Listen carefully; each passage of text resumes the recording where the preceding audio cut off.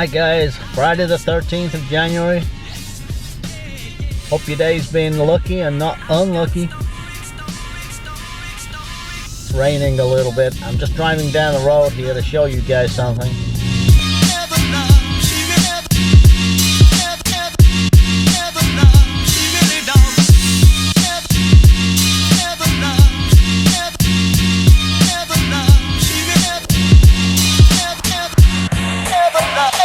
Once again.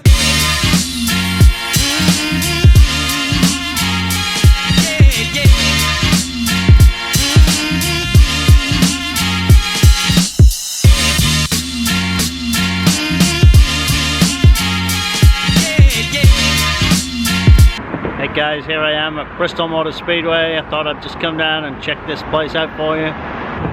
Been inside this place a couple of times on the Christmas in lights, and kids love it when I go really high up on the bank and drive really fast around there, as fast as I can. I leave a big gap in front of the next vehicle, and probably don't go too fast, but kids love it. Yeah, it's a really cool place. For all you guys who have been inside there, hope you like seeing it again. If never, come on down, one of the races. I'm sure you'll love it. Top of the hill there's lots of other things going on, museums and all sorts of stuff. Yeah, Bristol Motor Speedway, this is the north entrance. Really cool. I play a tournament tonight. I'm going to document how I do in that one. Hope I don't get any bad beat stories. It's great playing in some of these tournaments. There are some good players in them. You get to get a lot of practice. Got a mixture of players in those type of tournaments. Some really good ones, some loose ones. But overall, it's a pretty good standard, and you get some good action. You can get into some spots where you need to be aware of what you're doing. I like treating these type of tournaments as a good learning experience. Watching the different player styles when you're playing the WSOP, things like that. Some of those guys playing some of those, but the styles is important. Try to analyze the type of hands people play, what position they open from, what they show down with, whether they play tricky. Here I am at Pizza Hut getting a couple of pizzas for my daughter's birthday. Dad, can you get me a couple of pizzas please? I love Pizza Hut. So here I am.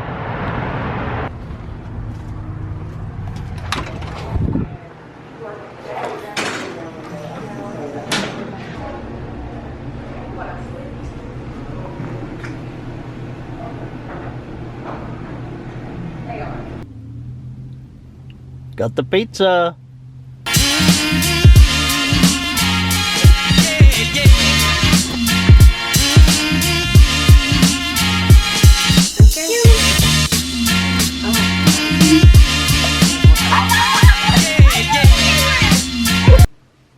Hi guys, welcome to the vlog. Tony Fitton here, aka Pomboy.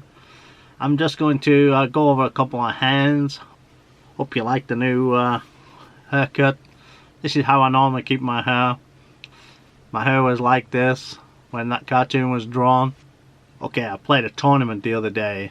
Got a couple of bad beats early on in the tournament. Luckily it was a rebuy during that period. I knocked a guy out who had a bounty on his head. So all in all, a lot of experience, really good time, a lot of good guys up there. Let's go over a couple of hands. Okay, I looked down at my hand. I got pocket nines, 2 red nines, 9 of hearts, 9 of diamonds. Folded to me.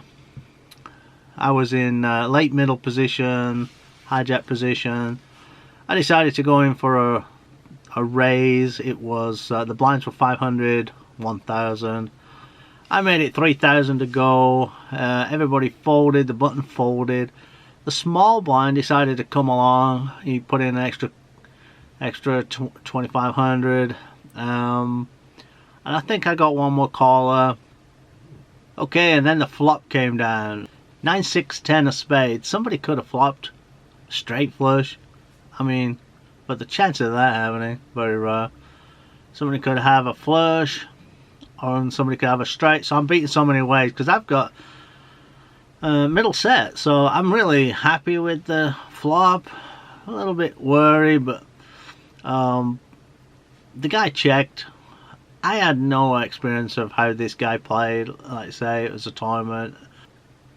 He checked back to me. I made it 6,000, hoping to take it down right there, or build the pot with my middle set, hoping to hit a full house, or maybe I had the best hand already. It was early in the tournament. Not a flop I was ever going to check. So the guy smooth called me, and we went heads up to the turn. The turn was a 5 of hearts, so I was hoping that didn't really help anybody too much. Very unlikely.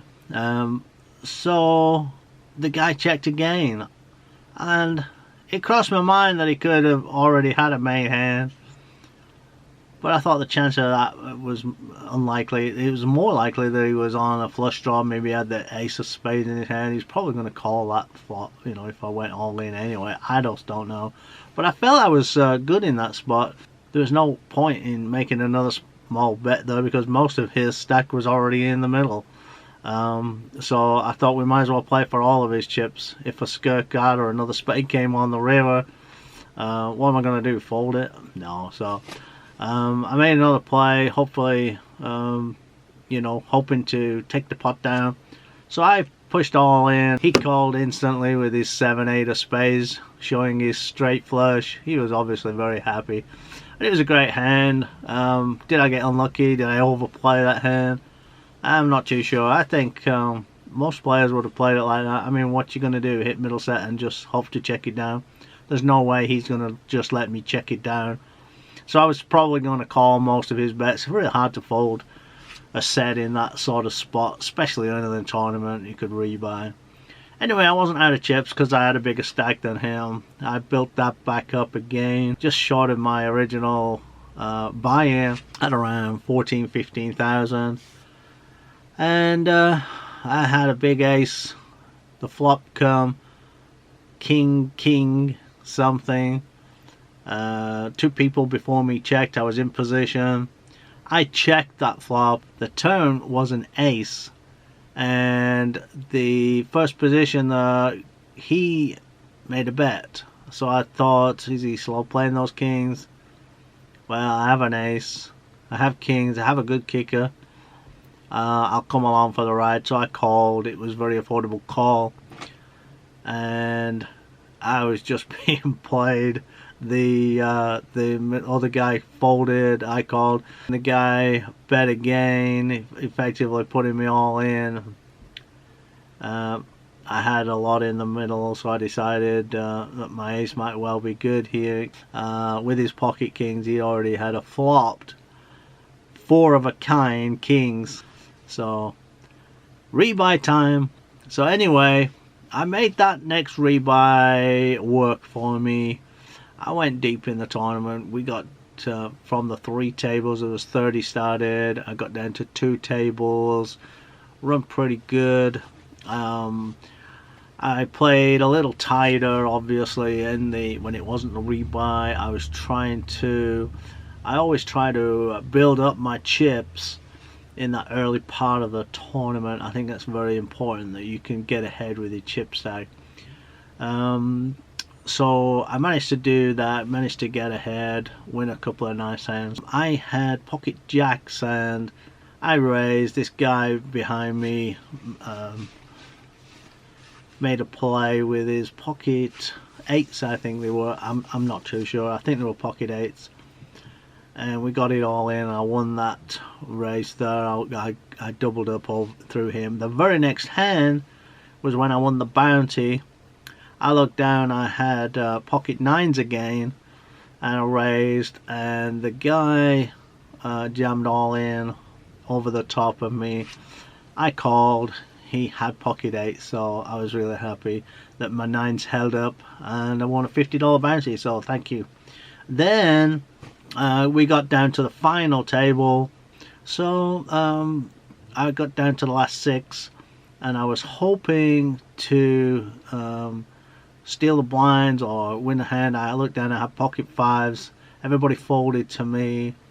The guy on the big blind, really nice guy, really enjoyed playing with those guys, but this guy was not afraid to call if he had a hand. He'd shown down pocket 3s to a continuation bet of pre-flop raise and a continuation bet with, you know, high cards on the board. So, you know, earlier when I was playing a hand against him and he won with pocket 3s, so he had a bit of experience. He knew I could possibly have big cards or a big pair. I went all in with my pocket 5s, and he thought about it for a little while and decided to gamble, and he had pocket 6s, so congratulations to him, he knocked me out. Okay, so let's have a little review. What did I learn from this tournament that I played? It's a very interesting spot with the flop straight flush. Even though I had a set, did I overestimate the strength of my hand? Yes, probably. So you got to be careful in those spots. If you even if you flop middle set, you know, if you don't have the nuts, there's 3 to a flush on the board, or even 4 to a flush, or the board is paired, you got to tread carefully in those spots, because people could very well have you beat. In those spots, although it's tempting, like I did, to build that pot, I don't think I would have played it that way later in the tournament. I probably would have been a lot more careful, but due to it being a rebuy, you know, I wasn't as worried about going bust. So just think about that. If you find yourself in those spots, you know, maybe you want to make a little bit calmer move, pot control, check if it's checked to you, you know, at least you can lose one straight, and then if he represents strength, then you can analyze him, see if you feel he's bluffing, or whether you want to go with your hand. Sometimes you just got to make that crying call and hope for the best, because sometimes you will be being bluffed, but sometimes you got to lay down those type of hands. Very interested if you guys can make a comment down below and let me know what you think, how you guys would play it. I really do appreciate the comments I've had so far on my new vlog, and thank you for all the subscribers. It's really heartening that you guys find my stuff interesting, and I'm going to make many more vlogs. And if there's anything you'd like me to talk about, if there's anything you want to see in the vlog, let me know. Make a comment down below. I certainly read them all, and thank you very much. That's the end of today's vlog. Hope you like it, and I'll see you next time. Thank you very much.